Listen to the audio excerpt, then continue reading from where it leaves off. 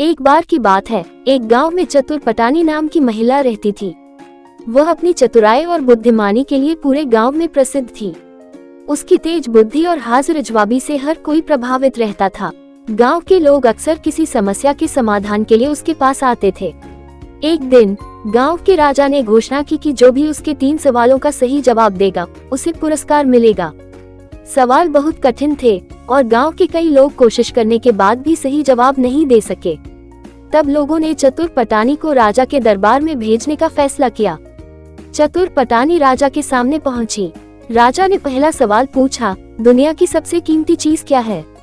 चतुर पटानी ने बिना देर किए जवाब दिया, समय, क्योंकि एक बार चला गया तो उसे वापस नहीं लाया जा सकता। राजा ने सिर हिलाते हुए अगला सवाल पूछा, ऐसा कौन है जो सबके पास होता है लेकिन किसी को दिखता नहीं? चतुर पटानी ने कहा, मन, क्योंकि हर व्यक्ति का मन होता है लेकिन इसे देख नहीं सकते। राजा ये सुनकर प्रभावित हुआ, लेकिन तीसरा सवाल सबसे कठिन था। उसने पूछा, ऐसी कौन सी चीज है जो दिन में एक बार ही होती है और फिर गायब हो जाती है? चतुर पटानी ने मुस्कुराते हुए कहा, सूर्योदय, क्योंकि वह हर दिन केवल एक बार होता है और फिर सूरज ढल जाता है। राजा चकित हो गया और उसने चतुर पटानी की चतुराई की प्रशंसा की। उसे इनाम में सोने के सिक्के और कई उपहार दिए गए।